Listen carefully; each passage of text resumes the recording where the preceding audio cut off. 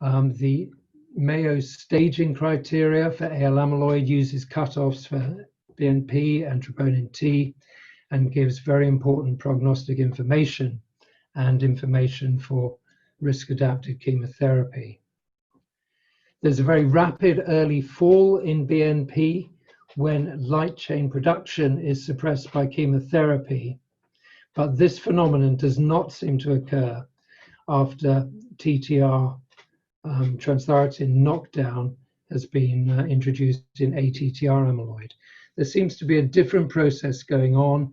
Patients with ATTR amyloid generally have far greater amounts of amyloid present in the heart before heart failure develops, and there seems to be some sort of toxic effect of aggregated light chains that are being laid down in AL, accounting for this phenomenon when the production is stopped.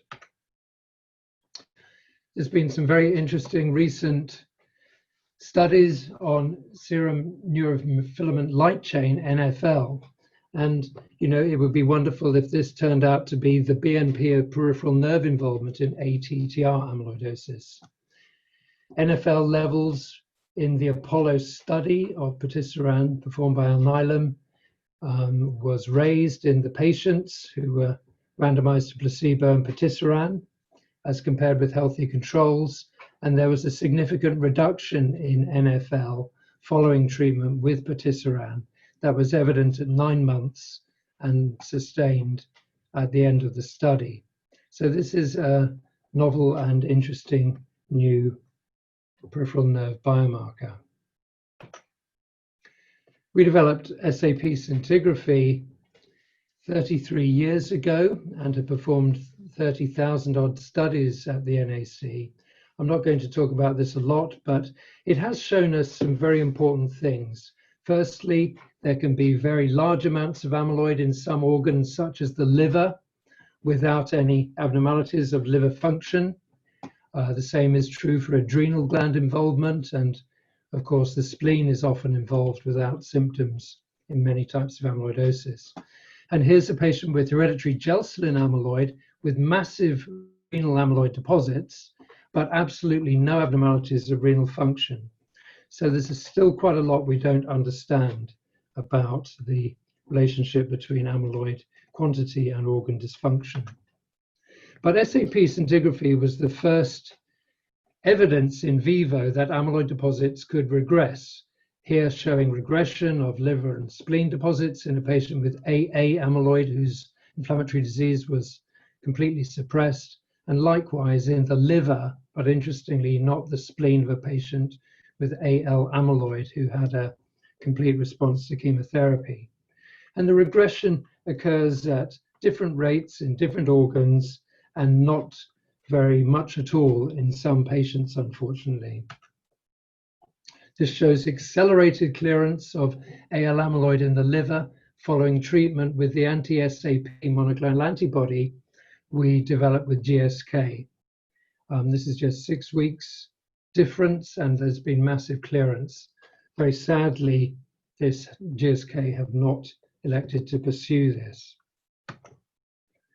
This shows some experience in histology, and I'd recommend that if you suspect amyloid, you try to obtain any tissue that's been obtained surgically or by biopsy in the preceding year or two and perform Congo red histology. But the alarming thing I really want to emphasize is that amongst patients referred to us who've had Congo red histology performed locally, there is both false positive and false negative rates exceeding 10%. So this gold standard is not as good as one might have imagined. This is a cardiac biopsy full of amyloid and was reported as being possibly suspicious of amyloid. And perhaps this is a case of not seeing the wood for the trees, or perhaps this histopathologist was colorblind, which 10% of men are. Other diagnostic pitfalls are the fact that there are subtle plasma cell dyscrasias in 10 to 20% of the older population using the sensitive serum and urine assays I've mentioned before.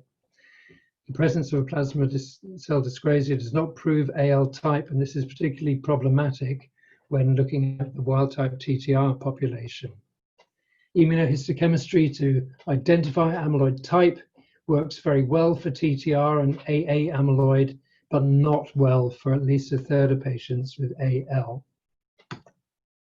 So proteomics, i.e. laser dissection, removing amyloid deposits with a laser microscope and digesting the material and submitting it to mass spectrometry, has become the new gold standard. And the presence of amyloid is corroborated by two or three of the so-called signature proteins, SAP, ApoE, ApoA4, which are always present as non-fibril constituents. This shows a biopsy from a patient in which there is SAP and ApoE confirming the presence of amyloid, and then the protein with the highest score otherwise was TTR, confirming TTR type. And we now perform this on all patients with uncertain immunohistochemistry findings. Cardiac amyloid is the big one. It's almost always of AL or ATTR type, a restrictive cardiomyopathy with preserved ejection fraction usually until a late stage.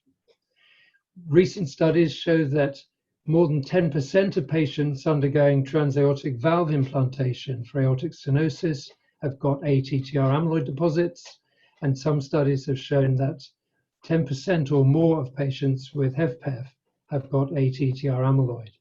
And I'd point out that there are nearly 500,000 patients with HFpEF in the UK. So we think this is much underdiagnosed. Global longitudinal strain on echo is very helpful, showing apical sparing in amyloid and reduced longitudinal function otherwise. But ultimately, an echo will show a thick-walled heart, but cannot tell us how much of the thickening is amyloid and how much is heart muscle. Cardiac MRI has been a revelation here in a patient with TTR amyloid showing transmural gadolinium enhancement. It gives better measurement of volume, mass, and wall thickness, but not better measurement of diastolic function, I should say. And it enables myocardial tissue characterization, which show characteristic patterns of gadolinium enhancement, starting with diffuse subendocardial to global transmural, as in this case here. We can perform T1 mapping without contrast, which gives clues to amyloid, but with gadolinium contrast can calculate the so-called extracellular volume. It also allows evaluation of perfusion, and many patients with cardiac amyloid have got coronary amyloid angiopathy causing global ischemia, which is an important thing to think about. So cardiac MRI can measure the interstitial space, which is where the amyloid is and which is much expanded.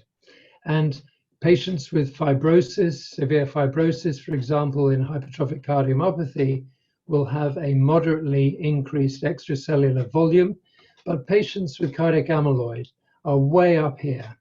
And the measurement of ECV gives a measurement of amyloid burden that can be repeated as often as one wishes. And, you know, it has taken many years before we've been convinced that cardiac amyloid deposits can regress. We've always thought that regression in the heart has been particularly slow. But this cardiac MRI study of a patient who had complete response to chemotherapy for AL showed baseline characteristics of ejection fraction of 55%, strain minus 13%, a much elevated BNP, and an extracellular volume occupying 47% of the heart. 1 year later, the ejection fraction is a little better. The BNP is now technically normal, and the ECV has also normalized. And although these just look like pretty pictures, they do confirm that the LV now wall looks blue, i.e. The amyloid has disappeared. But very interestingly, there was no change in wall thickness or measurement of mass on echo. In other words, this patient has shown an increase in myocardial muscle, myocardial mass, whilst the amyloid was regressing. And it seems that AL amyloid is toxic to the myocardium, and this is a common phenomenon. Bone scintigraphy has been another great revelation. Any of these three bone tracers seem to do the job. This is a normal bone scan in a healthy person and a patient with cardiac TTR amyloidosis, and this is a cross-sectional slice. The grading scale for DPD or other bone scintigraphy is very important to make this distinction between so-called grade 1 and grade 2. Grade 1 being cardiac uptake, evident but less than the bone signal, and grade 2 being same as bone or more, and then grade 3 showing a reduced bone uptake. At first we thought this was competition for tracer, but we now realize this grade 3 occurs because of skeletal muscle amyloid uptake, a part of the phenotype of TTR and some AL patients that we didn't really recognize before. So this led to this international collaboration, which produced this non-biopsy algorithm for ATTR cardiomyopathy, which is incredibly important and has dispensed with the need for biopsies in most cases. In a patient who has got a phenotype, symptoms or whatever consistent with cardiac amyloid, supported by findings on an echo or CMR, if those patients undergo bone scintigraphy and it shows grade 2 or more uptake, and vitally, if all of these sensitive tests for monoclonal light chains and so on are negative, you can confidently make the diagnosis of cardiac ATTR amyloid, which then needs to be genotyped to wild type or hereditary.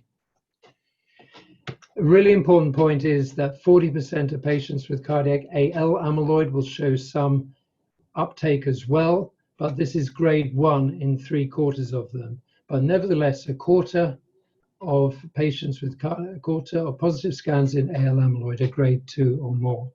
So it's not specific, and one has to rule out the light chains with the 3 sensitive assays before making a diagnosis of TTR. DPD scintigraphy has given clues to other organ involvement in TTR amyloid, and here is a patient with the V122I variant that occurs in 4% of Black individuals, which give much greater susceptibility to developing cardiac TTR amyloid. And you can see very marked muscle uptake, which was proved on biopsy. And also this patient, like at least 10% of other patients with V122I TTR amyloid, has got some peripheral nerve involvement. And it's really important to look for this in such patients because it makes them eligible for treatment with the gene silencers. A simple staging system for ATTR amyloid was also developed in our center, just simply using cutoffs of BNP and GFR. And in a similar way to the Mayo staging system for AL amyloid, this breaks down patients whose prognosis, median survival, is 2, 4, or 6 years. So a very simple system. We have produced a website, amyloidosismutations.com, which gives information on the different mutations in these genes that cause hereditary amyloid. And you are, of course, welcome to contact Dorota, who runs our genetics lab, for advice or, in fact, for doing genotyping. The website gives a list of known mutations and references to papers and so on. So hopefully a useful resource. So in summary, we're entering a new era of increased awareness, especially for cardiac ATTR. We've got... Hello? Hello? We have these new fantastic imaging techniques. We're going to hear about novel therapies, and we have the problem at the bottom of this of how to deal with the high-cost drugs. Thank you very much, Philip.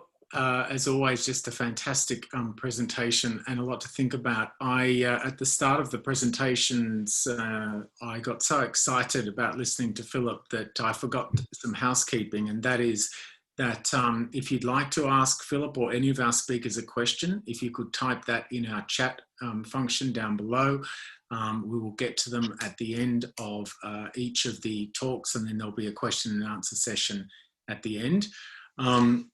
I thought I'd kick off with just one or two, and if people have a burning question for Philip, please put that in the chat now. I was really interested in the NFL, the serum neurofilament light chain, which you call the BMP of peripheral nerves in ATTR. I just wondered if you'd use that at all in AL amyloidosis. Like, is that something that we can use? Because I think one of the problems that we have is we get patients, especially after they've had chemotherapy, is this due to the amyloidosis, or is it due to the Velcade? Has that ever been looked at all?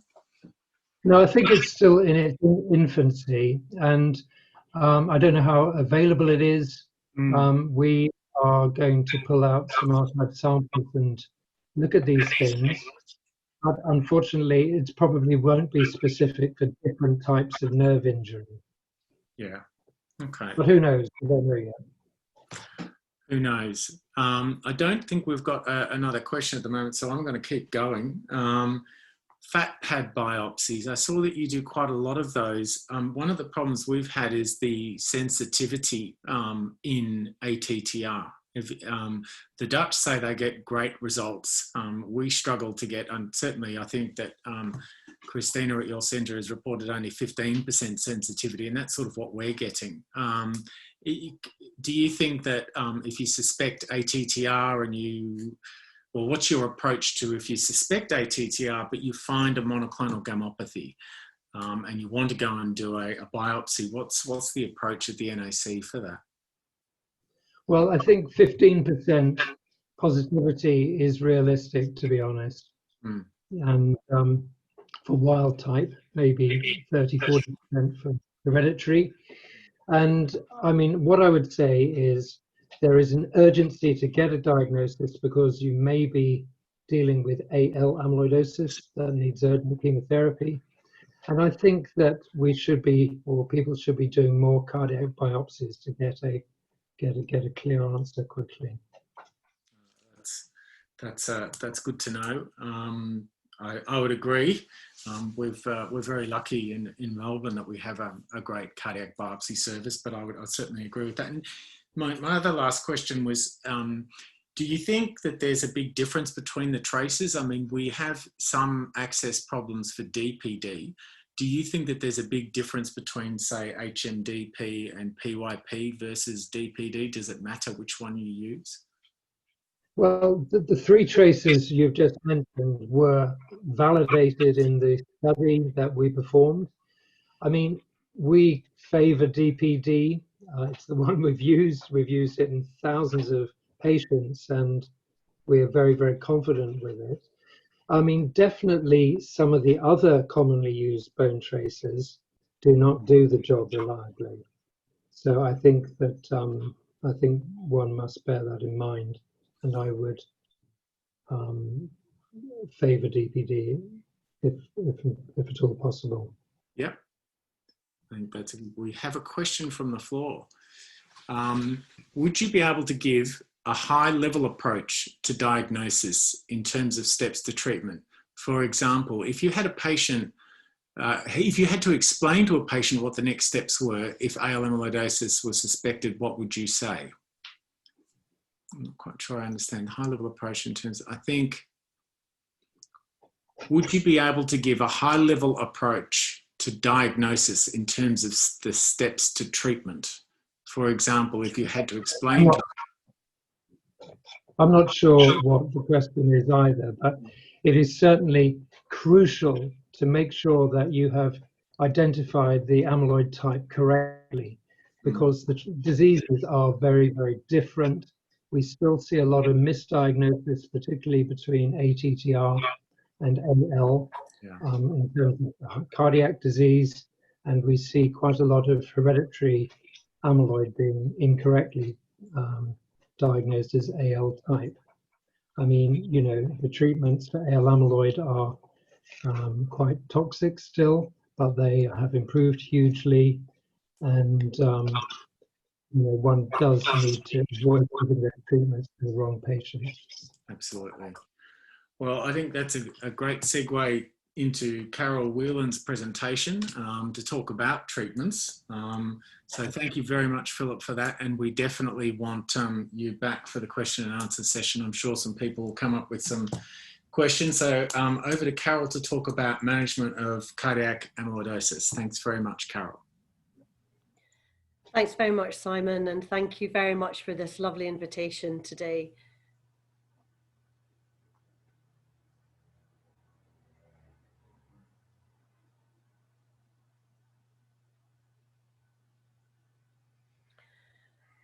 So as we have heard from Philip, that the commonest types of amyloidosis affecting the heart are AL, where the precursor protein is the immunoglobulin free light chain, which is acquired. And I'm going to go through the up-to-date treatments for AL amyloidosis. And TTR, which can be hereditary or acquired. And again, I'm going to go through the up-to-date treatments for it. So over the last 50 years, the treatment for AL amyloidosis has come on incredibly, from Meldex to stem cell transplantation to thalidomide and lenalidomide, bortezomib, pomalidomide, and then other novel therapies that we'll touch on later on. The current treatment approach of AL amyloidosis depends on the Mayo stage and the patient's risk. So if the patient is Mayo stage 1 with a normal NT-proBNP and troponin, then they may be eligible for upfront stem cell transplantation, or indeed for VCD. If they are intermediate risk with an elevated NT-proBNP or troponin, or indeed both, but low level of NT-proBNP, then they're likely to receive upfront CVD or CyBorD. And then those high-risk patients for the very high NT-proBNP of more than 8,500, they may be eligible for a low-dose bortezomib regimen. It's important that the assessment is frequent of the response, and if there is no response, then a consideration of changing the therapy. And then, of course, if there is relapse, what to do then? And there are various options, certainly in the UK, of IRD, daratumumab, pomalidomide, etc. There are high-risk features of a patient who may be at high risk for relapse, looking at the FLC, if it's very high to start off with, if there's a rapid increase from the baseline, etc. If the patient has neuropathy, then Velcade is not a good option, and so you may have to consider another, such as carfilzomib or Meldex. But what is clear is that the overall survival is dependent on the depth of response of the free light chains, and it is paramount that these are monitored frequently. Here I'm looking at the current outcomes of nearly 1,000 patients treated at the NAC in London with upfront bortezomib, mainly with cyclophosphamide and dexamethasone. The median age of the patients was around 66, slightly more male than female, mainly in NYHA class 2 and 3, so breathless on minimal or moderate exertion, with a reasonable ECOG status. The majority of them had cardiac involvement, and the NT-proBNP was significantly elevated at over 2,000 nanograms per litre, as was the cardiac troponin. The majority of the patients that were treated were in stage 2 and stage 3A, and then there were a few that were in stage 3B. And what we can see that those patients who are in stage 1 had a very good median survival. Those in stage 2, the median survival was 80 months. In stage 3A, the median survival was 36 months. But in those in stage 3B with a highly elevated NT-proBNP at diagnosis, the median survival was only 4 months.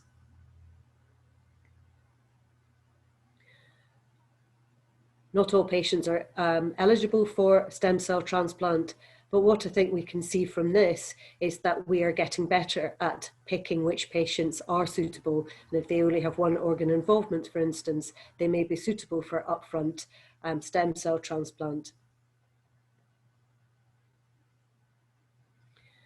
Pomalidomide has been used in relapsed AL amyloidosis, and our experience seems to be similar to those across the world. Where we can see that 46% of patients received an overall hematological response at 6 months with cardiac and renal response. Their overall survival was more than 2 years. But I think it's daratumumab, a monoclonal antibody, which has been now looked at upfront in newly diagnosed AL patients, not just in relapse patients, where there has been great excitement this year from the Andromeda trial. And so from the safety run-in data, there has been incredible hematological response with the addition of daratumumab to CyBorD and also organ response. And so this is certainly very exciting, and certainly in the UK, daratumumab is now being investigated by NICE, assessed by NICE as a potential upfront along with CVD for AL amyloidosis. And this would be the first license for AL amyloidosis. But there's been quite a bit of excitement in the world of transthyretin amyloidosis as well. Here we can see where we can target. Transthyretin is produced in the liver, and so we can target with oligoantisense therapy and silencing RNA treatment the production of TTR in the liver. We can consider in those patients who don't have cardiac involvement liver transplantation, and we can consider stabilizing the TTR protein in its tetramer structure. What is clear, though, is whatever treatment that we consider, that earlier intervention makes a difference. So we need to investigate, diagnose, investigate, and treat these patients as early on as possible to improve their prognosis and to limit the progression of their neuropathy or cardiomyopathy. The stabilizers, the early trials were neuropathy trials looking at diflunisal, which is an old-fashioned non-steroidal anti-inflammatory drug. Tafamidis is another TTR stabilizer. And the neuropathy trials were mainly in patients with MET30 variant, which is the most common across the world. And there was evidence of some slowing of disease. But I think it's with now, a couple of years ago, the publishing of the trial of patisiran and inotersen in hereditary neuropathy, TTR neuropathy, in addition to tafamidis as a cardiomyopathy trial, that really got everybody's attention.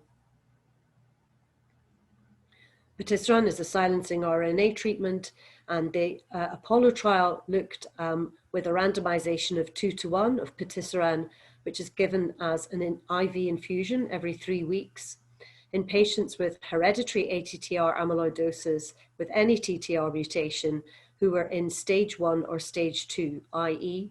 they were able to walk independently or they had to use a cane or stick in stage 2. They were assessed by the neurological impairment score, NIS, which had to be between 5 and 130. And paratetramer stabilizer use was permitted.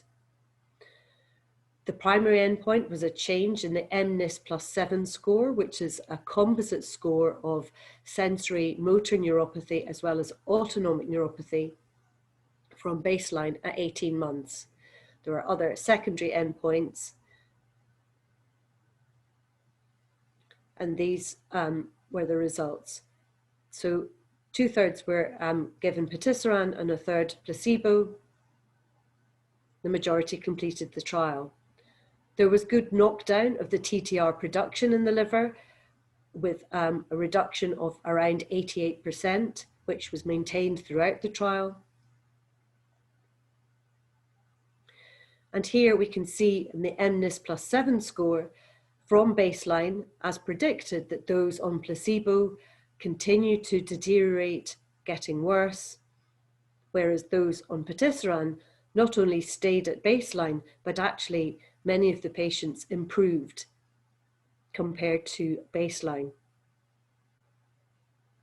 And this translated into their quality of life with, as we can see on the purple line, that the patients on placebo, their quality of life continued to deteriorate. However, those on patisiran, their quality of life in many actually improved. This was a neuropathy trial, but many of the patients had cardiac involvement, and we can see that there was a favourable outcome in the cardiomyopathy, looking at NT-proBNP, LV wall thickness, the longitudinal strain, and the 10-minute walk test. So it translated into a functional improvement. There was good safety and tolerability data, and the number of deaths was equal in the two groups.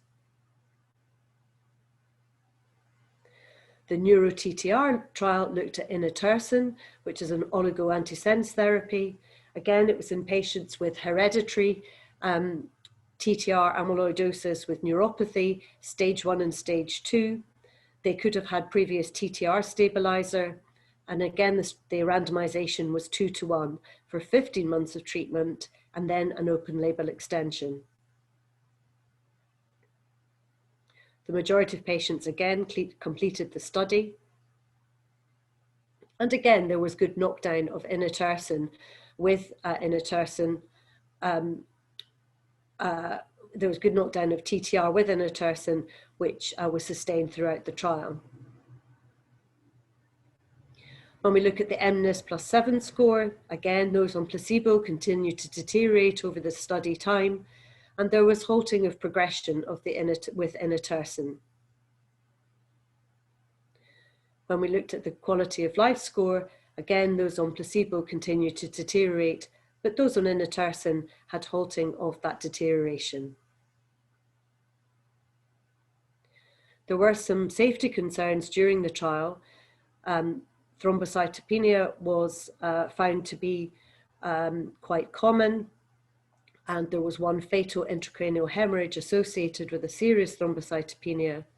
In addition, some patients developed glomerulonephritis in 3 patients. Those patients all had V30M, where there can be renal involvement. The monitoring was stepped up during the trial so that patients had platelet counts checked every week, and also their renal function was checked every 3 months. With that increase in the monitoring, there were no new safety issues. And in the open label extension, there were no issues.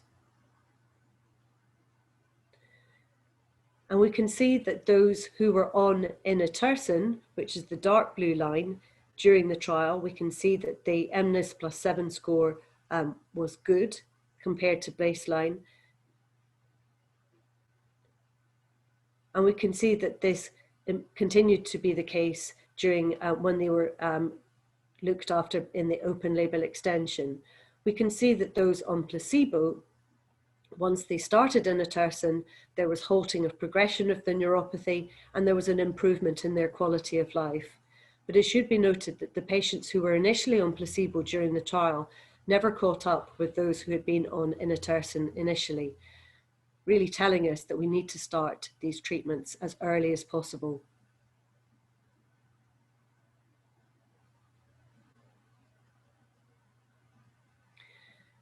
Again, many of the patients had cardiomyopathy, although this was a neuropathy trial, and this tells us that patients who had cardiomyopathy also benefited from inotersen.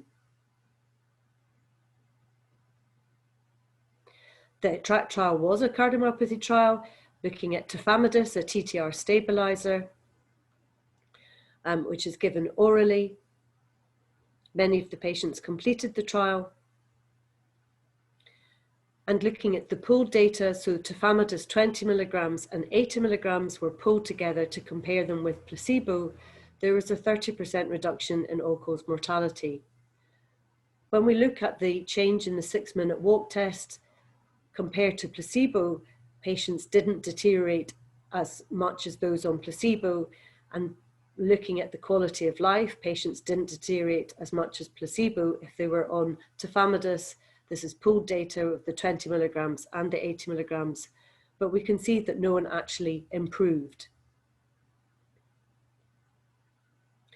I know we have to be cautious at looking at subgroup analysis, but when we look at this here, we can see that perhaps the hereditary TTR patients didn't fare as well as those with wild type, and certainly those in NYHA class 3, i.e. breathlessness or minimal exertion, didn't seem to gain the same benefit as those with milder disease.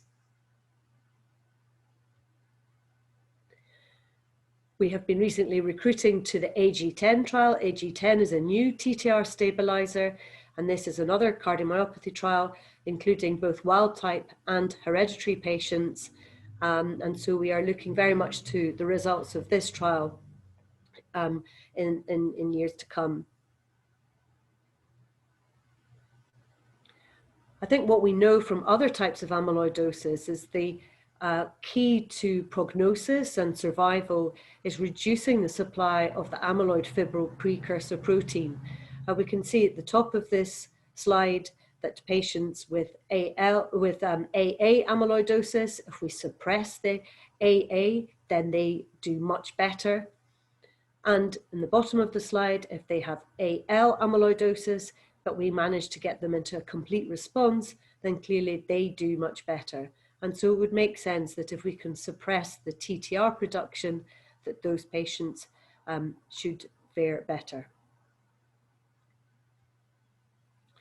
We have many new trials of new drugs for ATTR cardiomyopathy, looking at patisiran in a cardiomyopathy trial, looking at the 2nd generation vutrisiran, which is given by subcutaneous injection every 3 months, looking at the 2nd generation Axia drug, again given by subcutaneous injection, and also the CRISPR study, and I know that Professor Gane is going to talk about that in a bit more detail.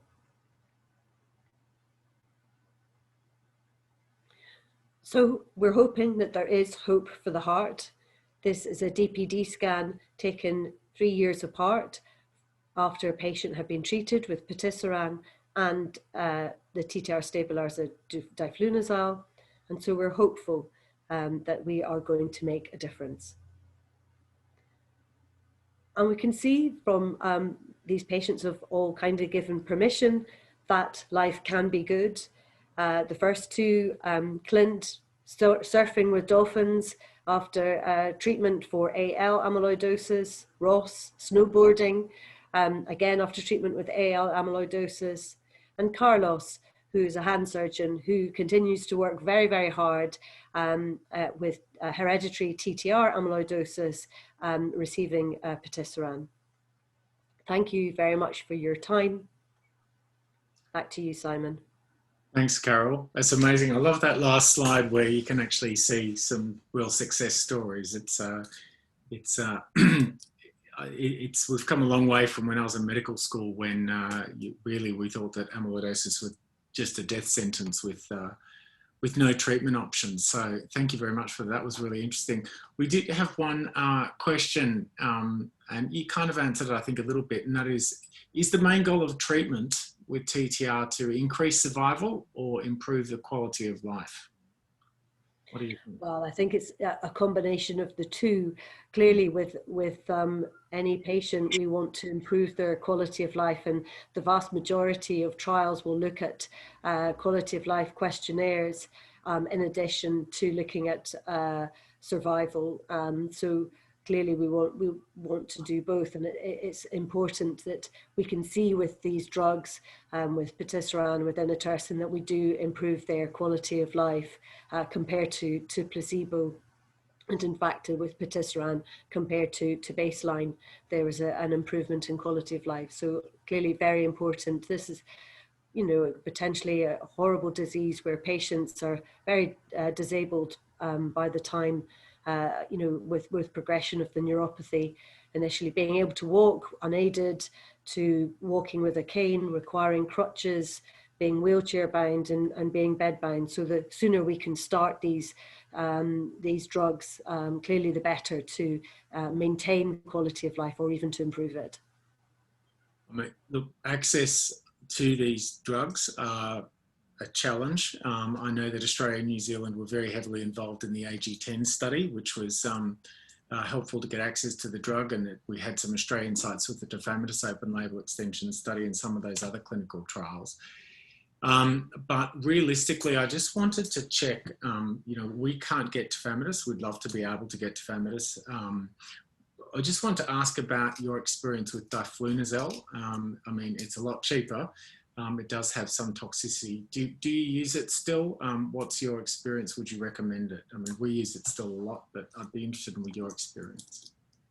So, as you know, Simon, we have used it for both wild type and hereditary TTR amyloidosis historically. We then had an issue with supply and obtaining diflunisal for patients. We haven't seen a fantastic outcome with diflunisal either for wild type or hereditary patients. We do use it for hereditary patients if they are not suitable for patisiran or inotersen. Mm-hmm. We, as you know, with diflunisal, there can be side effects. There can be issues with, because it's a non-steroidal, issues with renal function, issues with peripheral edema, and also gastrointestinal problems. So if patients are on anticoagulation, a DOAC or warfarin, which is quite often the case because many patients are in atrial fibrillation, then there are concerns about giving them concomitant treatment with diflunisal. Mm. In the UK at present, we've been able to access tafamidis through the EAMS programme. It has gone through NICE and we're waiting for a final decision regarding that, but I think cost remains a very big issue. So we have only been able to prescribe tafamidis through EAMS. I have another comment. It's a comment rather than a question. Not a question, just a thanks from an 8-year survivor of cardiac AL. Serum free light chains of 1,179 at diagnosis in July of 2012. Just restarted Cyborg Dex this month with serum free light chains of 30. Climbed a mountain in 2016. I ski regularly. I'm now 71. You guys are fantastic. So that's from Philip.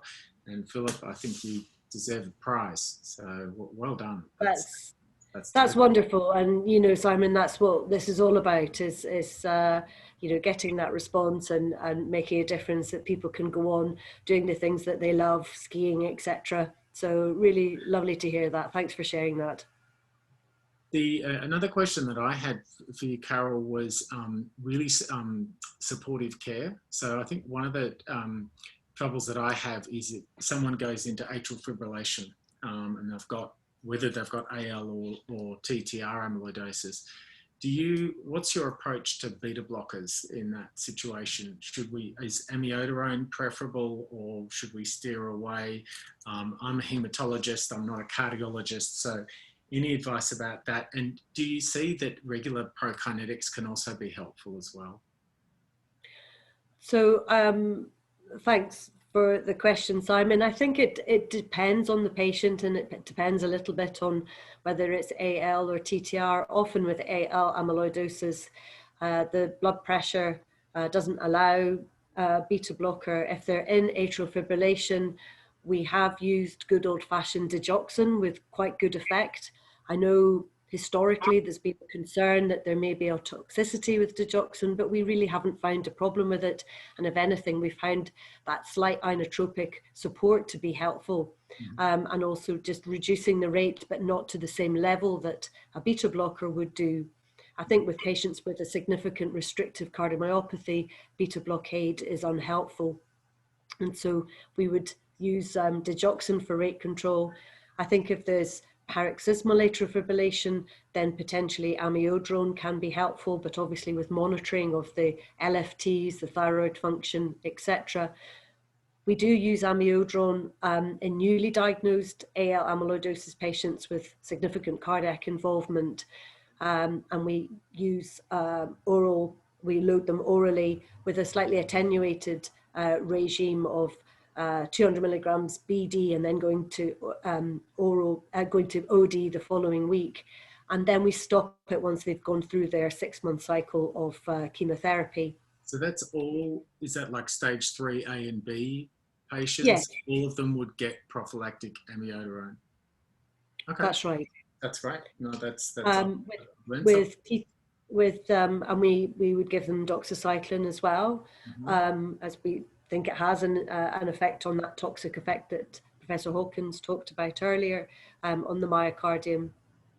In TTR amyloidosis, we do sometimes, often their blood pressure can be a bit higher, so we do sometimes use beta blockers for rate control in atrial fibrillation, but again, digoxin could be used. We use amiodarone less. It tends, in TTR amyloidosis, the atrial fibrillation does tend to be more permanent than paroxysmal or persistent, and so we tend to steer away from amiodarone and giving that long term. Okay, that's great. I don't know if we've got any other questions. I did have just a question about prokinetics. I know that I personally use a lot of domperidone because I find that a lot of patients, they're off their food, they've got early satiety, even the wild types, they seem to have that cardiac cachexia, and it does seem to improve their eating and their general well-being a little bit, but I get slapped over the wrist by our pharmacists if I try to combine it with amiodarone because of worries about prolonged QT. But I do find it quite helpful. I mean, do you use it much, or do you find it doesn't really help? We don't use it a huge amount. Again, we get slapped on the wrist too. So, you know, I think it's an important point, Simon, that these patients are often cachectic and their nutritional status has to be addressed as well as everything else. Oh, that's great. Okay, thank you so much. We're definitely going to bother you for the Q&A session. So I'm going to move on to our next speaker, Professor Ed Gane. Over to you, Ed, and thank you very much. Thanks, Simon. Now, can you? Yeah, we can see that. Okay. Well, thanks, and I'm delighted to join really what is a very esteemed faculty from the National Amyloidosis Centre, and of course Simon from the Australian Centre in Melbourne. I am going to talk specifically about amyloidosis in New Zealand and also about some of the new therapies and how hopefully we will get access to them in the future. These are my disclosures. One of my biggest disclosure is I'm not a hematologist and I'm not a cardiologist. I'm a liver transplant physician and hepatologist. And my interest in looking after amyloid stemmed from my time at King's College in London, where we had the transplant program then for hereditary amyloidosis, and we worked closely with Philip's unit there. And since my return to New Zealand, we have seen a number of patients affected with hereditary amyloidosis and have transplanted to date 5 of them, but have seen many more relatives of the affected individuals. I won't repeat the excellent introductions done by the 2 previous speakers, but hereditary amyloidosis, of course, can be due to a number of mutations in different plasma proteins, but the vast majority are ATTR or transthyretin mutations. And that's really what I'm going to focus on today, because this has been, I guess, my experience in terms of assessing people for transplant. And I know that this is terribly out of date. I'm sure Philip will point out there must be close to 100 different TTR mutations now identified, And the ones I've shown you here are the ones for which there are kindreds here in New Zealand. There are people affected by one of these various mutations, including a novel mutation, the ASP18 mutation, which I think is one of the only, the second kindreds identified with that worldwide. And this is where the patients with familial ATTR live in New Zealand, and the size of the bubbles represent the numbers of people we know who are affected or have been affected. And I said I've included in that the 5 patients who have had isolated liver or combined liver heart transplantation. You've had a very good outline of the natural history, the pathobiology of amyloidosis, and an introduction to the therapies. Remembering what we're trying to do is prevent the abnormal protein, in this case, produced in the liver through a mutation, or the vast majority of transthyretin is produced in the liver. And that forms fibrils, of course, which leads to the amyloid deposition in the microvasculature and in the organs, leading to the disease and the effects on morbidity and eventually mortality. And so if you're looking at and trying to prevent disease progression, you look at interfering this pathway. And so it's either, as we've heard, disrupting the TTR deposition, stabilizing the TTR, or reducing the manufacture of the abnormal protein. And this is really what I would like to talk about specifically, because this is my experience in liver transplantation and my recent, I guess, interest in the trials looking at gene silencing and now at gene editing. With liver transplantation, there's wonderful data collected by there's an international familial amyloidosis transplantation registry, which has provided much of the data I will show you.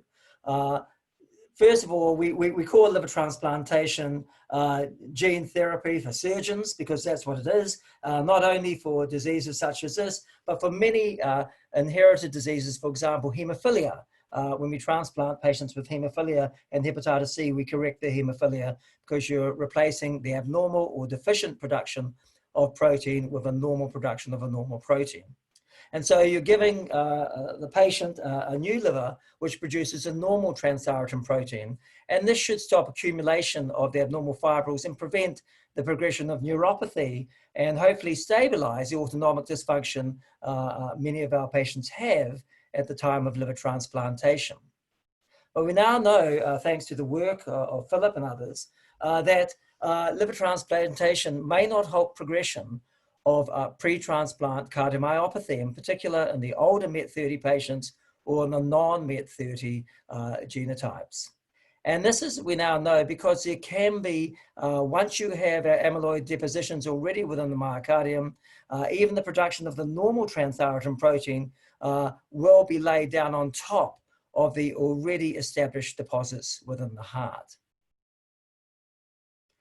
One plus side of transplantation for amyloid is you can enable 2 transplants from a single donor, and that if you have a deceased donor who provides a liver to somebody with amyloid, that person's liver, the person's who has familial amyloid, has structurally a normal liver, and that liver can be transplanted when it comes out of the person with amyloid into a patient with some other disease. And we usually reserve that for the older patients, usually with liver cancer. They receive a liver from somebody who's been transplanted for familial amyloid. So you're really dominoing the amyloid liver into somebody with another liver disease. I won't go into that in detail, but I will show you some outcomes. This is from the National Amyloidosis Center, looking at a patient at the SAP scintigraphy before and after transplant. The spleen is, this is on the left, and you can see that there's a steady reduction in SAP uptake following isolated liver transplantation. And I pointed out the issue with cardiac amyloidosis after isolated liver transplantation. And this is a wonderful pathology study by Elsley, a histopathologist, who looked at the increase not only in intraventricular septal thickness, but also in the laying down of the amyloid shown here as the birefringent crystals in green in patients who had progressive cardiomyopathy post-isolated liver transplantation for the reasons we pointed out. And that's showing here that if you already have the mutant TTR protein in the heart, you're much more likely to develop thickening of the intraventricular septum than if you only had wild type produced. So looking at the huge database, and this is not up to date on the registry, the data is up to 2010, but almost 2,000 patients have now received liver transplantation with or without kidney or heart transplantation across the world, with around half of these being performed in Portugal, of course, the origins of the MET30 genotype. Overall, the survival is really very comparable to all other indications for elective liver transplantation, looking at even up to 20-year survival, over 50% of patients alive at 20 years post-liver transplant. There are some predictors for poorer outcome after isolated liver transplantation, and I've shown you these here. I think we've learned a lot over the last 2 to 3 decades on the timing and selection for liver transplantation. Certainly the older patient, the patient with the lower body mass index, and so it's the opposite to the effects of obesity on transplantation. Patients with poor nutrition have a worse outcome. Patients who have a longer duration of symptoms prior to liver transplantation, those with higher neuropathy disability or more significant autonomic dysfunction, or with renal impairment, which is a surrogate of that, or with established cardiomyopathy prior to liver transplantation, do have reduced outcome in terms of morbidity and survival. And obviously in patients with severe cardiomyopathy, there's an argument to consider combined liver heart transplantation. And the best, I guess, data comes from the Mayo Clinic, where they have a large series showing very good outcomes in combined liver heart transplantation, which are as good as or better than isolated heart transplantation at their transplant center. There's also some evidence that it's the mutation of the transthyretin which may have a direct effect on outcomes, but that really is a reflection of whether or not patients will develop progressive cardiomyopathy, especially in the non-MET30 types. And this was looking at the, in this recent presentation, this is looking at patients in the early series showing significant reduction, and this is looking at survival. I think morbidity and quality of life would be similar to this, showing a reduced survival in patients transplanted for non-MET30 mutations. But remember, these tend to be older, but certainly they do have a tendency to increased incidence of cardiomyopathy. If you look, so that should be to 2005. If you look at the later cohort, however, the gap is closing. And I think this reflects very much a better selection of patients and earlier selection and transplantation of the non-MET30 patients for isolated liver transplant. I mentioned domino transplantation because that's a very positive outcome for liver transplantation in patients with amyloid. And we are seeing excellent outcomes in patients who receive a liver from a patient who's been transplanted for amyloidosis. And therefore, there's a strong wish to continue to do domino transplants. But I think you do need to select your recipients.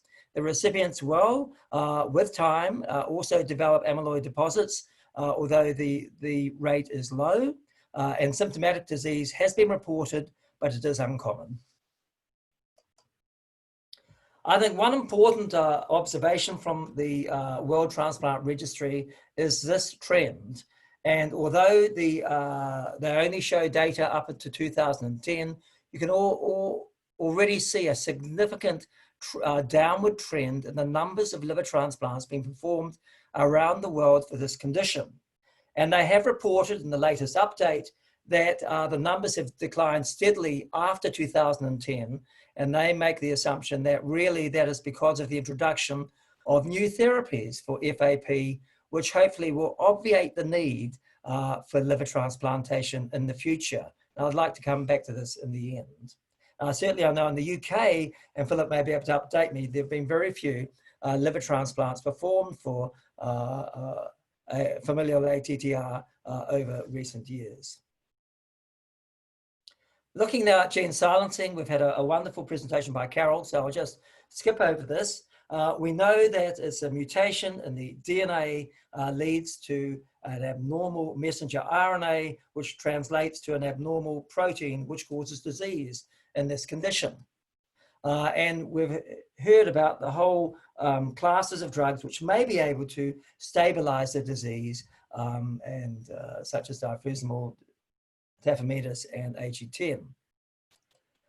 But I'm going to talk briefly again about translation inhibitors, which work in a different way. They remove the abnormal messenger RNA. They are true gene silencers. So they really take out the abnormal messenger RNA and prevent translation and therefore formation of the disease-causing protein. siRNA is a fascinating intracellular process we use, and we use it in all our eukaryotic cells to turn off genes we don't need in that particular tissue. So it's it's obviously a very evolutionarily important mechanism within the cell. Now we can hijack that pharmacologically to cause therapeutic gene silencing. And this is being used in many inherited conditions. In Alnylam, the manufacturers of patisiran have used this in other conditions such as alpha-1 antitrypsin deficiency, some inherited hyperlipidemias, and a number of other conditions are being used, are using this intracellular pathway to have therapeutic gene silencing. I won't repeat this, but you've heard about patisiran. Just this shows that target engagement, you're getting at least a 70% knockdown of the abnormal protein, and that's associated with improvements and certainly prevention of neurological progression on this treatment. The initial drug, as Carol mentioned, was intravenous. I think almost all siRNAs now are being GalNAc conjugated. And what that means is that they are being bound to a molecule which is taken up by the acylglycoprotein receptor on hepatocytes. And this turns these medicines into liver targeting, but it also allows you to change from intravenous infusion to subcutaneous infusions, and with far more convenient dosing regimen. So instead of, as you've heard for this, it's IV 3 weekly, you can go out to 3 monthly. And for alpha-1 antitrypsin, it may even be going out to longer intervals between dosing. Because this is IV, really the only side effects of this are mild infusion reactions. And as we've heard, this is approved. It's certainly not funded in New Zealand, unfortunately. Antisense is another gene silencing strategy. It uses a completely different pathway within the cell. And I should point out, it's a different site within the cell. So there's some interest as to how you deliver antisense oligos to the cellular mechanism, which uses the RNase H-mediated degradation of messenger RNA. And the one we've heard about is amyloidosis, and you've already seen this data. As a naked antisense oligo, and a lot of antisense oligos have been used in infectious diseases, in particular for hepatitis B, and they've shown a class effect in terms of toxicity. And this is seen again with amyloidosis, and that's in terms of thrombocytopenia and risks of bleeding, and also kidney injury because of loading into the tubular cells within the kidney. And you can sometimes get a systemic inflammatory reaction following use of the naked antisense. I'm pleased to hear that Ionis are now again moving on to GalNAc conjugation. That will enable them to space out their administration to at least monthly. and it should reduce the class effect symptoms, toxicity from this antisense, because you're making it very much a liver-targeted drug if you do that.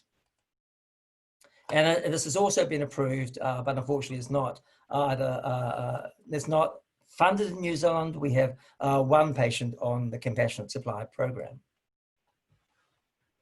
The big excitement, I think, over the next few years will be gene editing. That is splicing out the abnormal gene here and removing it, and then the DNA reanneals without the transthyretin gene, and therefore the manufacture of the abnormal protein stops.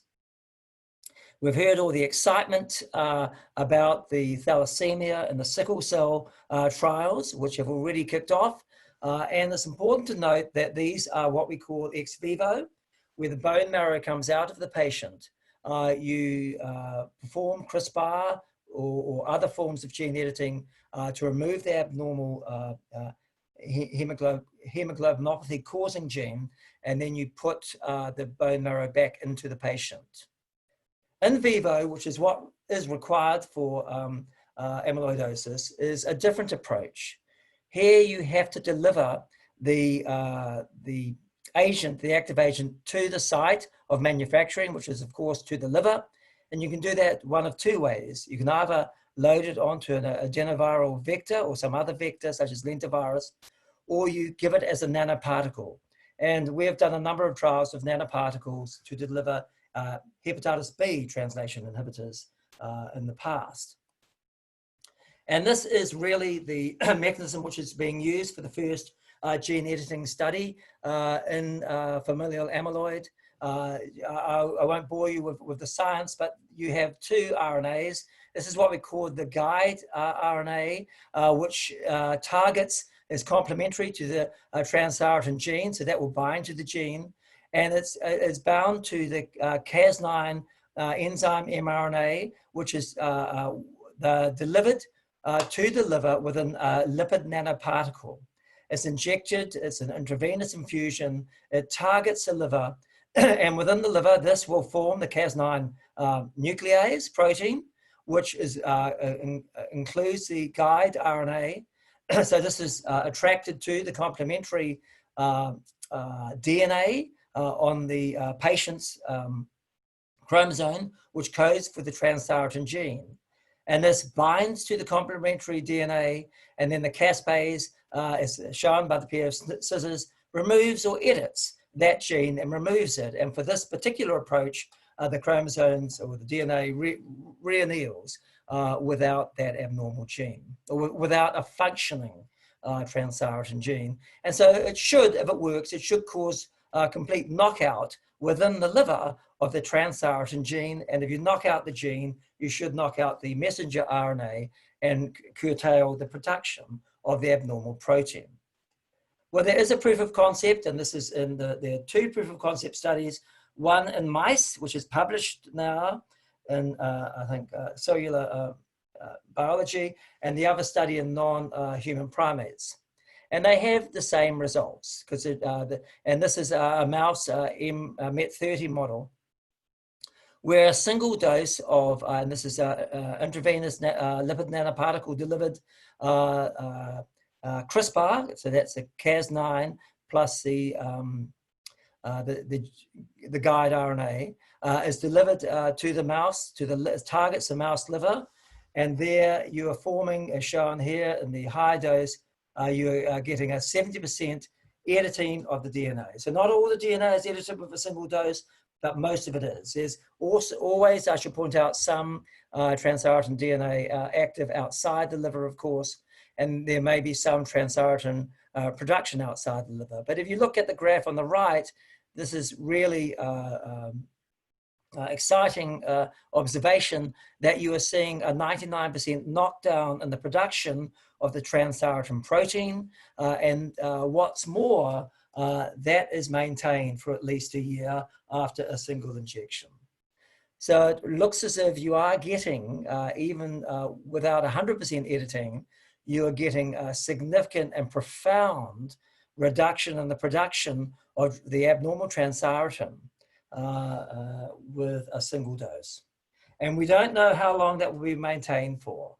Certainly hepatocytes do divide, but they should maintain the edited DNA in the daughter cells. So I'll finish really by that note. I think hereditary ATTR is rare, around 50,000 people affected worldwide. But as we know, it has a high morbidity in terms of quality of life, and it does reduce survival. It's important for us to understand the pathogenesis of this disease, and also to know that different mutations, different proteins being affected will determine the phenotype we see in clinic, and should instruct us into treatment, in particular on whether liver transplantation or renal transplantation or heart transplantation should be considered. New Zealand, and as our leader says, we're a team of 5 million, but we're only 5 million. And I think we need to have a multidisciplinary approach to this condition. I'm a hepatologist. We have some wonderful people around this country. Tim Sutton, I hope you're on the call, cardiologist. Hugh, whom you know in Waikato, who trained at the Familial Amyloid Centre. And I think together we can form a multidisciplinary approach to patients, current and new patients diagnosed with this condition. And I think it's very important in a country as small as New Zealand to have strong links to an international centre of excellence. And I really commend Aubrey and Jamie for forming this seminar today, and really strengthening our connections with Philip, Carol and the group in London, and of course with Simon across the ditch in Melbourne. I think it's very important for us to encourage that strong collaboration. For me, I think I'll be out of a job. Well, I hope I will be. I do think these emerging therapies, in particular the gene silencing and hopefully the gene editing therapies, should remove the need for liver transplantation completely in the future. But it is important that everyone around our country knows how to think of this disease, because I think timely diagnosis and appropriate treatment will be crucial in improving the outcomes for our patients. Now, I'd just like to finish, I think, with I was looking through the notes of one of my earlier patients, and I found this letter, which was very relevant for the time. This is 10 years ago, and it really looks at what do you advise when you're talking to a patient who has this condition, and for me, it's often before or after liver transplantation. What should they do about screening their children? And I think I would like to discuss this, because up until now, our clinical geneticists have been fantastically helpful, have really said that the decision to test your children should depend on, you know, how likely they are and when they are likely to become affected, and you know, it should be delayed until you know that they will need treatment. Well, I think that's changed, and I think our local geneticists actually alluded to that back 10 years ago. And when he wrote this in his letter, and this was a sort of protocolized letter, the only time you should consider genetic testing of children will be if prophylactic treatment was available to slow or stop the development of the disease before the symptoms have had their onset. While this is not the case at the moment, if prophylactic treatment or effective treatment becomes available, then it might be a reason for testing before the onset of symptoms. And certainly I think I would like to be very interested in what other people think. When we're entering the era of very effective gene silencing, and I think very soon we'll be looking at gene editing for this condition, when should we be making the diagnosis? So thank you, and thanks very much, Jamie, for asking me to join the giants who have spoken before me. Thanks so much, Ed. That was amazing. And wow, that science is very exciting. And as you said, what a difference a decade can make. I don't know if people have any burning questions for Ed at this stage. That was a real tour de force of what hopefully will be in the future. I was kind of interested in, with the liver transplants, we know that the majority of TTR is made in the liver, but some is made in the eye. And I just wondered, with your experience with liver transplants, whether you saw many ocular manifestations of disease in patients who had previously had a liver transplant. I can't call, one patient certainly has had some uveitis, yes, that is true, but in the other patients, and whether it's, is it mutation specific, I don't know, you could help me there. We've had one patient certainly who has eye involvement. As far as I know, the other 4 patients, and this is my limited experience here in New Zealand, although I looked after a number of patients in King's, I couldn't recall that as being a particular issue. Are you talking about progressive eye involvement after liver transplantation? Yeah. And I wonder whether Philip, I can see he's on the screen. Whether I'll be interested in Philip's thoughts. With eye problems after a liver transplant? Well, I mean, there are increasing reports about CNS amyloid, 10, 20 years after liver transplantation. I can't specifically recall, but I'm pretty sure we have seen patients. Yeah. In fact, I'm certain we've seen patients who develop vitreous amyloid after liver transplantation. But at least that is easily corrected by vitrectomy. I think what is worrying is the very long-term possibility we may see CNS manifestations related to CNS production of TTR. But on the other hand, there is a lot going on in terms of improved organ and tissue targeting with the gene silencing therapies. Yeah. So maybe they will save the day. He's hoping. I mean, transthyretin stands for transport thyroxine and retinol. Have you noticed any issues with thyroid or, I mean, I've mentioned the eye issues, but Philip or Ed or Carol, have you, are there any precautions that we need to take with some of these newer therapies? Well, certainly vitamin A. Sorry, Philip, I'll defer to you. No, I mean, yeah, patients should, on gene silencers, knockdown treatment, should take a vitamin A supplement. It's not a problem. There isn't a problem in terms of thyroid. There are other things that do that much better in the plasma. Okay. I just want to echo what Ed said about collaboration. I think one of the great things that's happened in the last decade has been a lot more international collaboration. It's been wonderful. I would absolutely echo Ed's comments about Jamie and the team in New Zealand. About it's very impressive what they've done in a very short period of time. And I think the Australians, despite the rugby team of New Zealand, we're very happy to work with our Kiwi colleagues. It's been a real joy, and I definitely would like to collaborate further. And it's been wonderful that we've managed to have New Zealand involved in the AG10 study. And I'm very happy, the New Zealand did very well recruiting to that. And I think that it's been really wonderful that we could collaborate in that way. So well, I do hope, I'm not sure if Hugh Goodman or Tim Sutton are on the line, but I think it'd be great for us to get together locally. Yep. And when our bubbles finally merge, Simon, it may be a few months yet to get you over, and certainly. And I really would like to also thank Philip and Carol and the group at the Free who've been fantastic to our patients when they've travelled to see them, and the advice we've had back has been just wonderful. So thank you. Absolutely. I mean, they've been marvellous with our difficult cases, and we can't work out what type it is, and they've gone and performed some mass spectrometry on some of our patients. And Dorota, who we saw a great photo of earlier with the genetics, has just been wonderful. So with that, I want to encourage everyone to write questions. I've got a few from Dave Russell who will speak about, might be a little bit more relevant.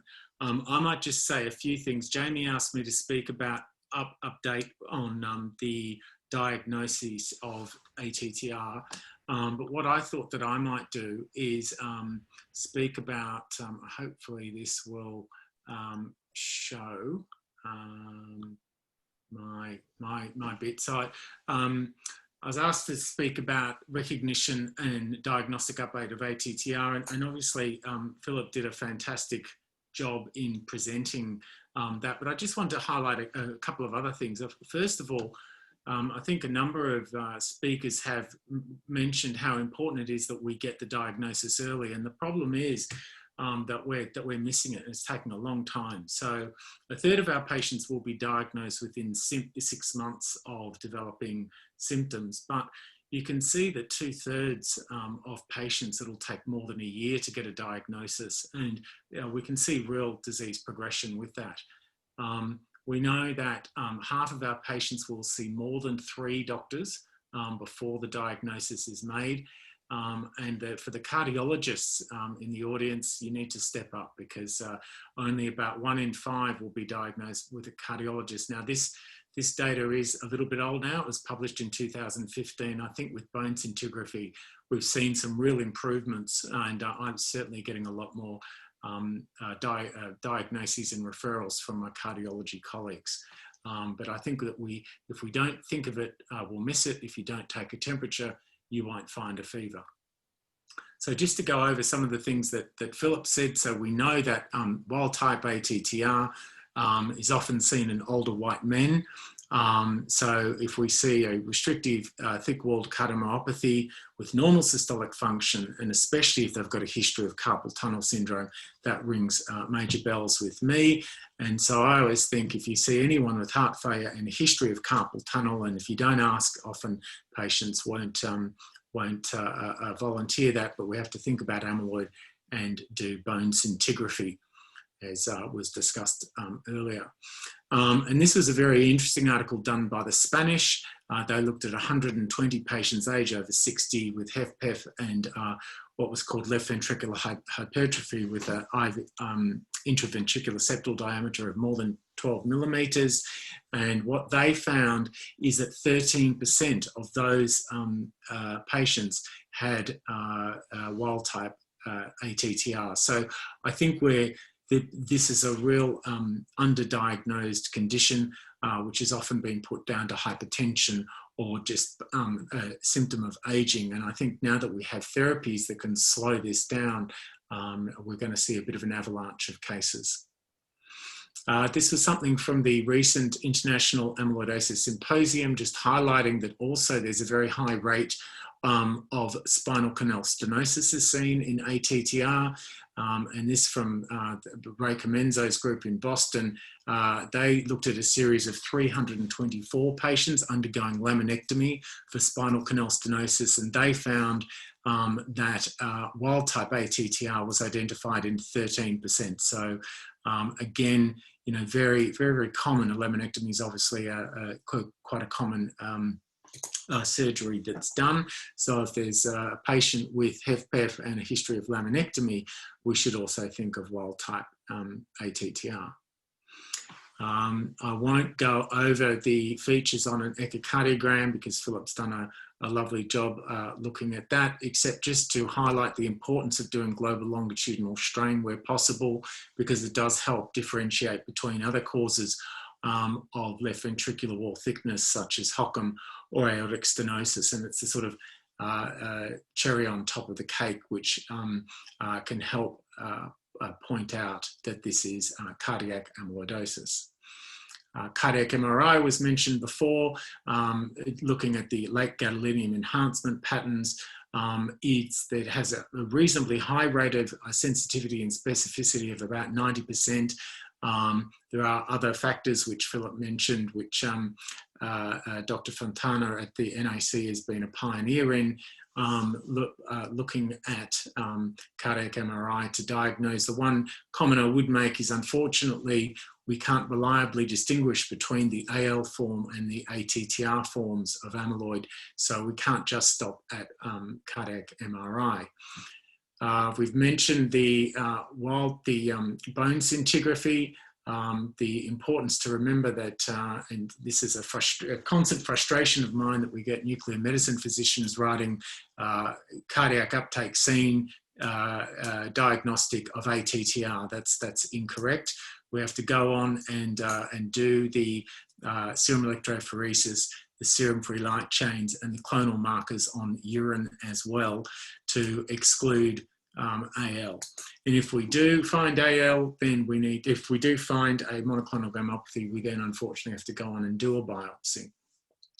Bone scintigraphy and cardiac MRI has seen a massive increase in diagnoses, as I've mentioned, and that's sort of across the board, Australia, New Zealand, UK, etc. One of the things that was mentioned again at ISA last week was there's an increasing amount of data and studies looking at the role of PET scanning, using some of the traces that have been used with Alzheimer's disease to try and diagnose disease earlier. So I think that's a watch this space in terms of trying to make the diagnosis. Philip very, very neatly spoke about how to diagnose that we need a biopsy. He did mention about red-green colour blindness. I'm red-green colourblind, and I decided to go into amyloidology. I think that confirms that I'm very strange, but I can actually see that looks red and that looks green. So I don't think that's an excuse for missing amyloid. So immunohistochemistry is very helpful. AA, is very reliable and essential for kidney biopsies. I think TTR is a bit variable. There's a lot of background staining, which can make it difficult. And Kappa and Lambda staining, even in the best hands, is only definitive in about 50 to 70%.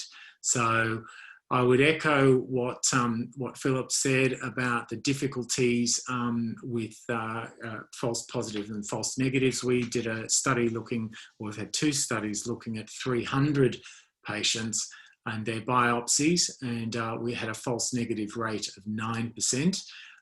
We found that over half the cases had no immunohistochemistry performed. It was just called amyloid, and that is insufficient. And more worrying is that when the biopsies were looked at an Australian Amyloidosis Network Centre, in 1 in 8, we actually reclassified the subtype. So 1 in 8 patients could potentially have got the incorrect treatment. So we would gently encourage any cases which you're not 100% sure to have the biopsies delivered to a centre of excellence. And automass spectrometry, which Philip mentioned before. So Julian Gilmore and colleagues did a fantastic job at this algorithm looking at bone scintigraphy and monoclonal screening to work out whether we should go on for a biopsy or whether a biopsy is not required. This is a fantastic article, and if you've never read it, I'd encourage you to do so. It's phenomenal. Julian's also worked with the French and a number of other centres to come up with a staging system for ATTR based on the NT-proBNP and the EGFR. And what this really demonstrates is the earlier we diagnose this condition, the better the survival. And that's, I think the majority of these patients did not actually have treatment. So with tafamidis and other such therapies, hopefully we'll see this improve. So again, just going through some of the treatment options. We've spoken about liver transplantation, gene silencing, tafamidis, diflunisal, and AG10. We use a lot of diflunisal. Unfortunately, we don't have a supply problem. We find that about half the patients can tolerate it really well, even if they are on anticoagulation, but they do need to be on a PPI, and we need to watch the renal function carefully. The majority of patients we are concerned about their renal function, so if there's any deterioration, we stop the diflunisal. We also use a reasonable amount of doxycycline, and that's been shown in very small and mainly retrospective studies. Certainly the mouse models are impressive, looking at using doxy in ATTR, and it's been used by Carol and Ashu Chalika at the NAC in advanced cardiac disease, and that's been backed up with retrospective studies at the Mayo Clinic as well. And one thing that hasn't been discussed, and I'm not quite sure about where we're up to with this, is an antibody targeting aggregated TTR, which is called PRX004 by the Prothena group. So maybe monoclonal proteins, monoclonal antibodies might be another way of targeting this disease. The other thing, which is kind of an interesting point, is green tea. Now, you need to drink 2 litres of green tea every day to get the adequate amount. So I suggest to my patients, if they want to try anything, go on the tablets. Don't drink 2 litres of green tea a day. So we certainly use that if we can't access diflunisal, or if patients don't tolerate it, or they don't tolerate their doxycycline. We know that we're in Australia, so we have a number of patients who struggle with the doxycycline with the skin manifestations of sunburn, and reflux can be a problem as well. We know from retrospective studies that diflunisal does work in wild-type cardiomyopathy, but of course tafamidis doesn't have the same toxicity. I've mentioned very briefly about doxycycline. Some people have used this with tauroursodeoxycholic acid. You can't say that after a few drinks, so we call it TUDCA. And the Italians are looking at trials in this, and we're looking at our experience as well. I mentioned green tea. We've looked at this a little while ago. We found that the NT-proBNP in 80% of patients either stabilised or decreased in patients who took green tea over a 12 to 18-month time period. The main concern was the liver toxicity observed in about 20% of patients. So we know that doses above 600 milligrams a day can be of concern. So we limit it just at that and keep a close eye on our patients. Carol's mentioned tafamidis and the survival improvement after 18 months. This article did mention about advanced NYHA staging, that those patients did not derive benefit. I guess that makes a reasonable amount of sense, given that the survival curves didn't really separate until 18 months, and patients with Gilmore stage 3 disease have a median survival of 2 years. Unfortunately, with this article, they weren't separated according to the Gilmore NAC staging system, but rather just NYHA staging. That would be very interesting to know, to be able to separate patients in that way. A brief mention again about AG10. That seems to have in vitro much greater binding than either diflunisal or tafamidis, so we look very much forward to the results of that. I'm going to flick through, I've got quite a few slides, so I'm going to flick through a few things to get to some questions, but just a really difficult thing, and that is that we know that about a quarter of our patients with ATTR have an MGUS. So if you have a patient who has got evidence of cardiac amyloidosis and a monoclonal gammopathy, it doesn't mean they have AL. We still have to go on and do a biopsy, because otherwise we may be treating ATTR patients inappropriately with chemotherapy. And unfortunately, I've seen a few patients with that. This is a very busy slide. This is what we've come up with, trying to look at, if you've got a patient with symptoms and you're wondering about amyloid, this is probably what it's going to be and what you have to do. And we're looking at publishing this in the Internal Medicine Journal any moment, hopefully. We also have a website which you can refer to, which is at www.amyloidosis.net.au.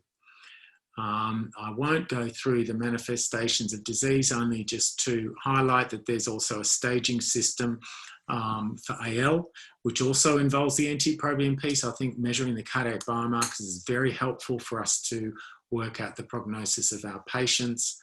And again, earlier diagnosis helps. ASHU detailed that stage 3B patients with median survival of 4 to 5 months, and they're real heart sink patients. And We're looking at a monoclonal antibody, the SEAL-101 study, will hopefully be opening in Australia soon, looking at the stage 3A and stage 3B patients with a novel antifibrillar monoclonal antibody to see if we can bring those survival curves up.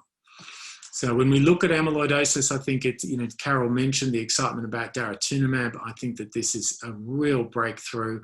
Venetoclax is a medication that we use in acute myeloid leukemia and lymphomas, especially CLL, that can target BCL2, and 50% of patients with AL amyloidosis will have an 11-14 translocation.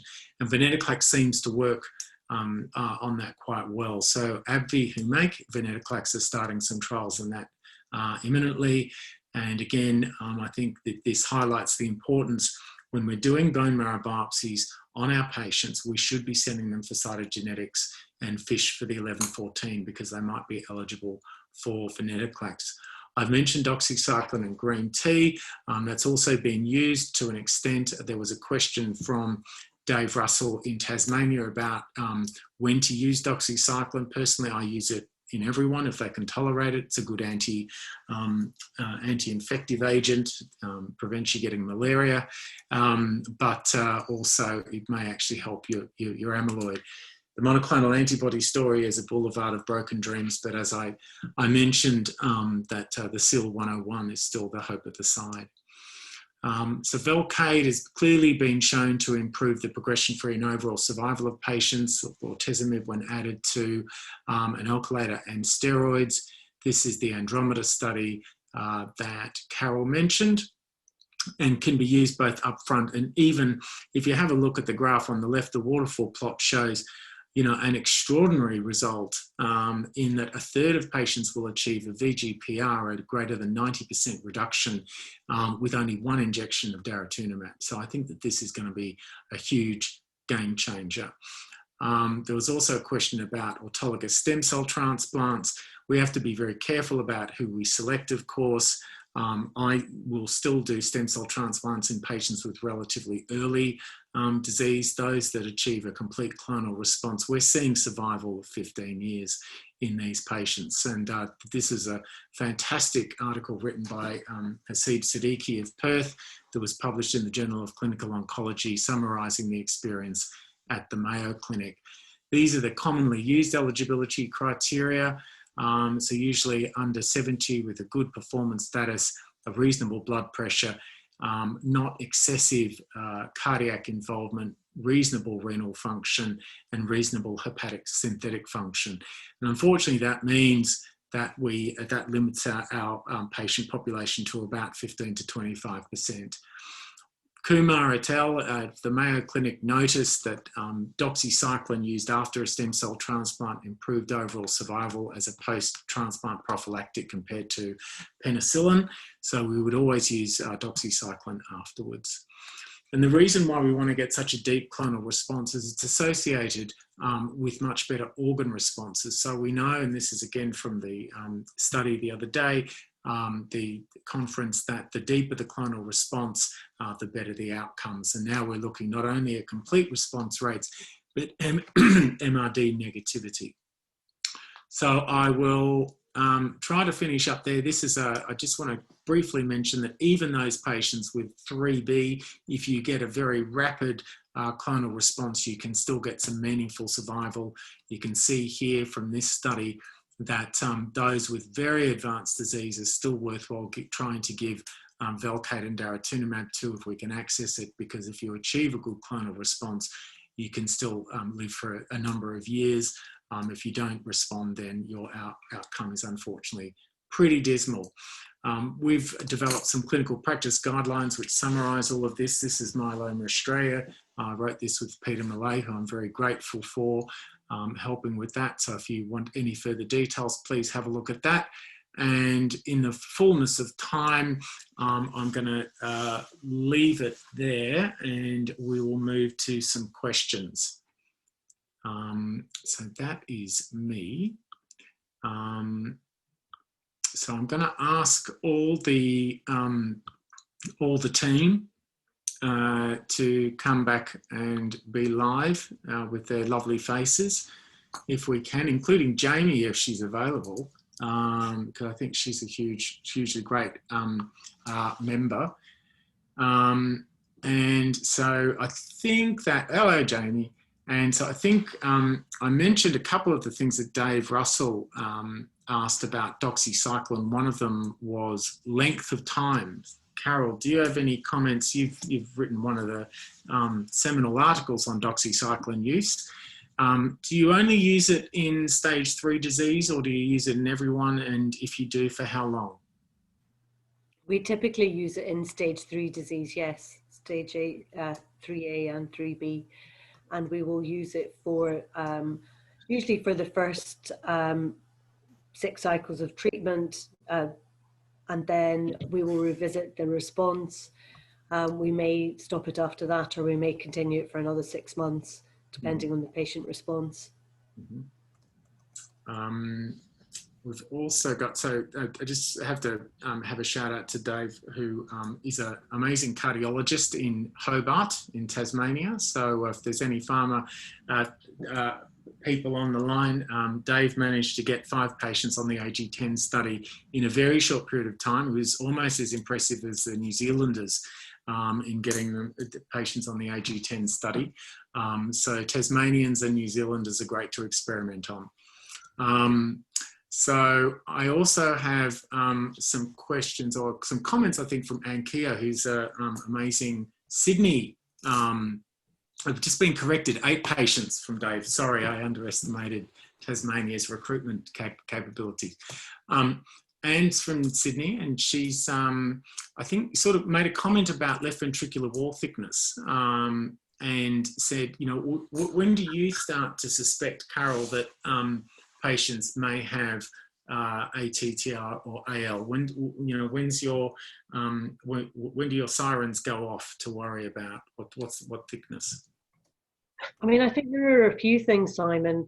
When you start to see an increased wall thickness, so traditionally that's been over 12 millimeters, if you start to see that in someone who is not hypertensive, or previously that they have very good blood pressure control in someone who is hypertensive, but you're starting to see an increase in the wall thickness nonetheless, despite very good control of the blood pressure, or in fact that they're no longer tolerating their antihypertensive treatment, so that previously they would have tolerated a beta blocker or an ACE inhibitor for their hypertension and no longer doing so.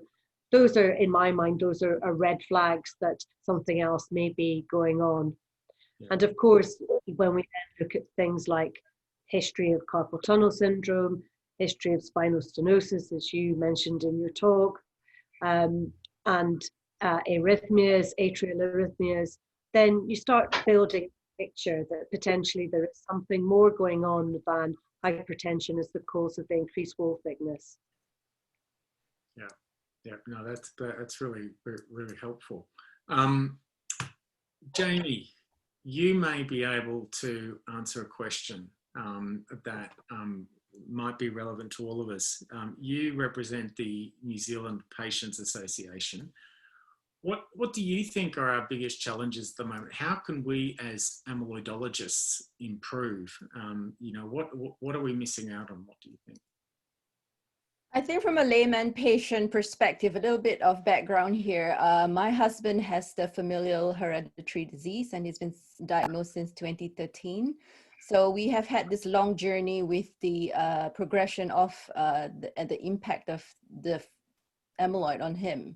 So he's got a lot of organs that has been compromised, and hence why NZAPA came into being, because we feel that we are often left out from a lot of treatment opportunities and even diagnosis. So to answer your question, Simon, I guess what I want to say to clinicians is you're often the first point of contact for a lot of these patients. So I think it's important for New Zealand and Australia as well that we all catch up to the rest of the world, because as you can tell from tonight's seminar, there's a vast information out there which we need to bring across to this part of the world.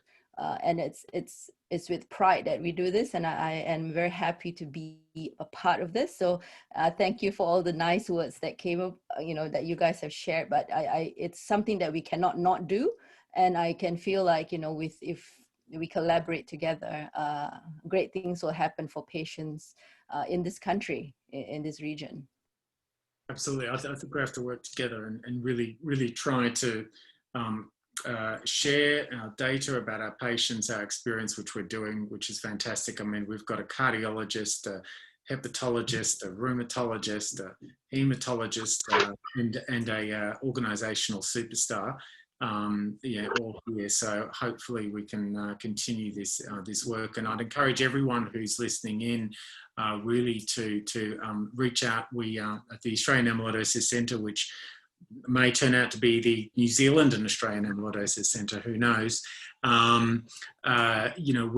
We're very keen to get more clinicians and patients and their carers on board. And I think your spouse has just commented, clinicians and patients working together is crucial, which I totally echo. I'm just going to very briefly mention, because this starts to get, this is confusing for the simple hematologist. But from Dave said about echocardiogram, we can also look at myocardial diastolic tissue velocities less than 5 centimetres per second, which is poor man's strain. This can help to suspect an infiltrative pathology in the setting of wall thickness above 12 millimetres. Other morphological features will include papillary muscle hypertrophy, intra-atrial septal thickening, or unexplained right ventricular thickening. So ideally, as mentioned, global longitudinal strain is useful and can be abnormal even without overt wall thickening, which I think is very important. So I think that echoes back to Anne's concern that if we just look at 15 millimetres, we're probably missing a lot of patients. So I think looking out for those signs of just clinical HFpEF and perhaps a history of carpal tunnel disease or spinal canal stenosis. We have about 5 minutes left, so if anyone has any burning questions, again, I'd encourage you to write in the Q&A. I'm just going to ask the panel members, imagine that we are in 2030. We've managed to survive COVID, and life is good. Where do you think we're going to be? What do you think is the most promising treatments coming up? I mean, we've heard about daratumumab, venetoclax. What are our biggest challenges, and what do you think excites you the most for the next 10 years? I'll start with you, Carol, because you're a young lady. Goodness. I was hoping you would start with Philip. I mean, I think if we look back over the last 10 years, how far we've come on in those 10 years with echo, with CMR, with DPD, in terms of the imaging modalities we have to make the diagnosis, it's been incredible, and it's been quite a journey. And then alongside that, looking back, I started with Philip and the rest of the team at the NAC. I knew Simon back in 2009. And at that point, we had no treatments, no trials for patients with hereditary or wild type TTR patients. So, in the last 10 years, we couldn't have imagined that we would be in a position to have a whole presentation on treatment of TTR amyloidosis. So things have, clearly, we've got a lot of work to do. I mean, I was very excited to hear Professor Gane's talk about gene editing and the incredible knockdown that we can get.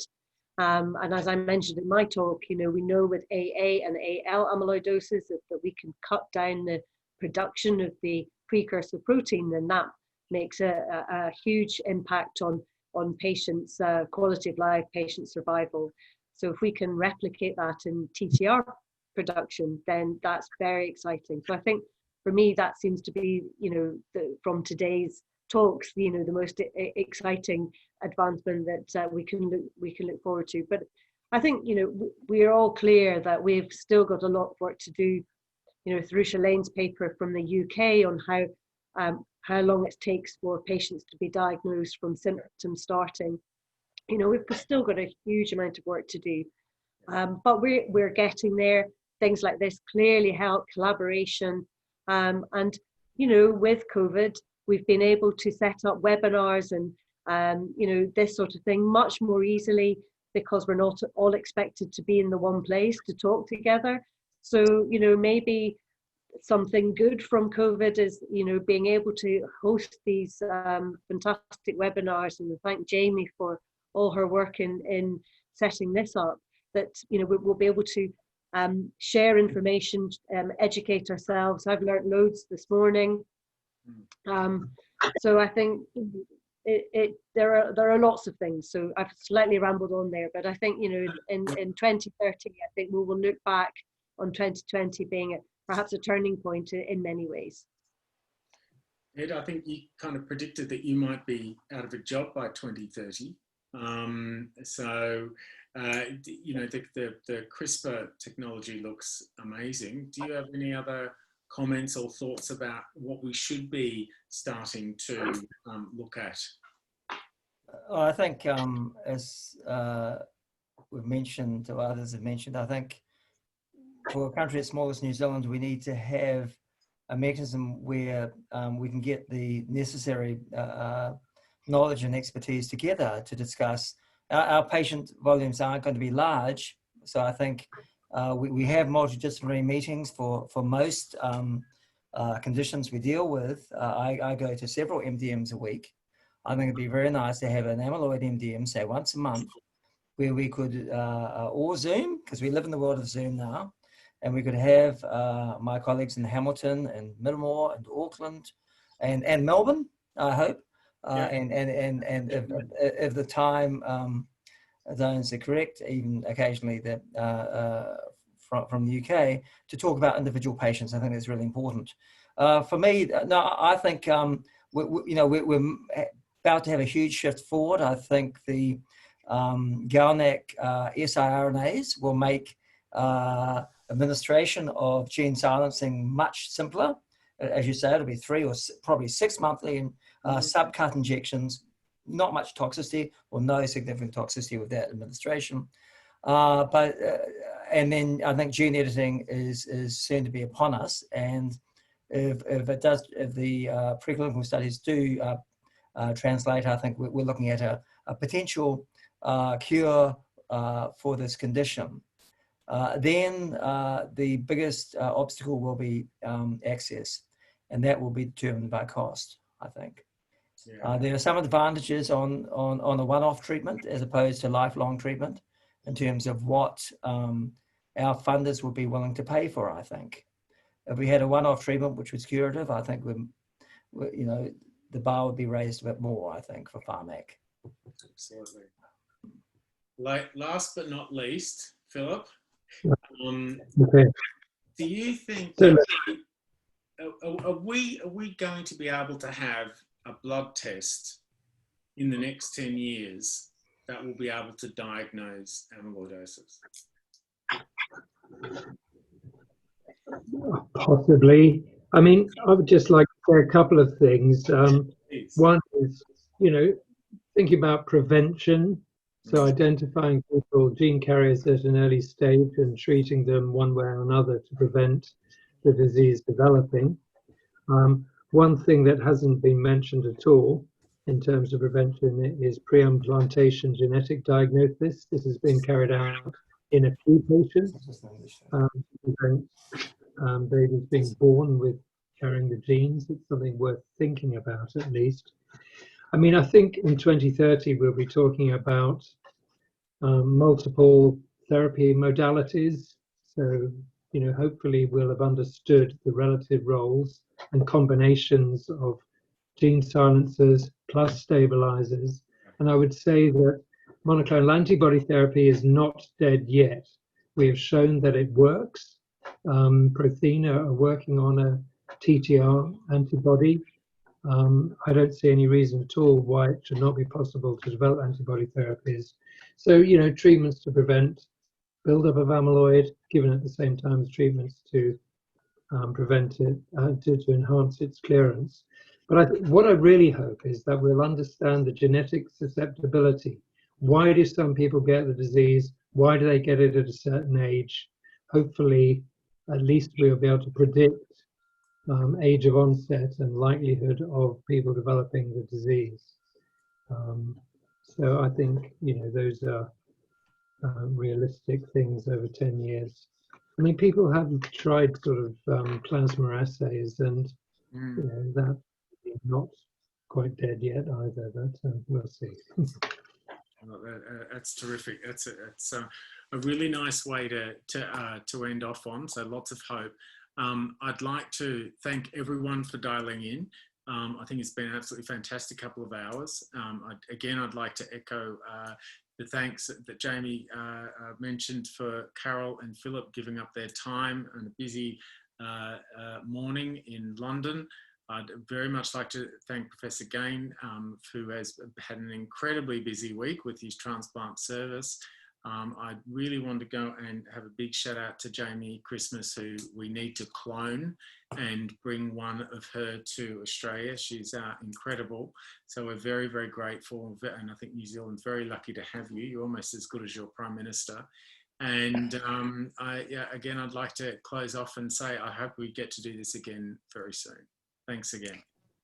Before everybody leaves, I just want to say thank you as well to all of the panel tonight. Thank you for the attendees for taking time out to listen to us.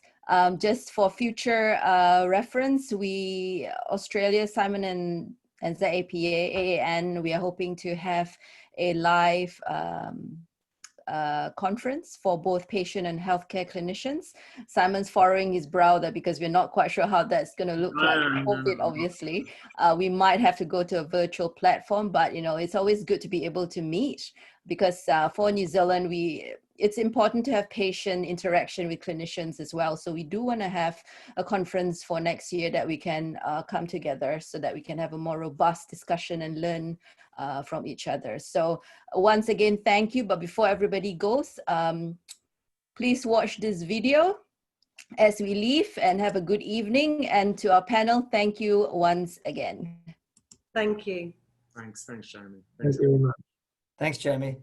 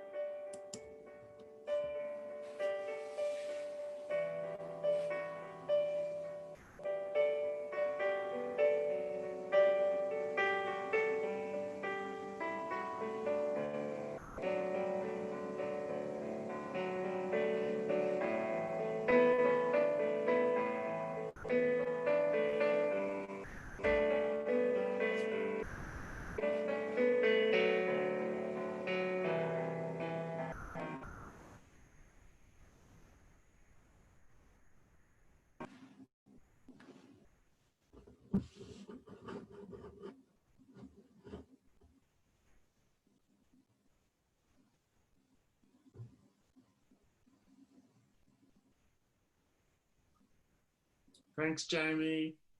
Thank you, Simon. All right. Have a good evening, everybody. Thank you. Thanks very much. Nice to see you, Carol. Take care. You too. Take care, everybody. Bye-bye.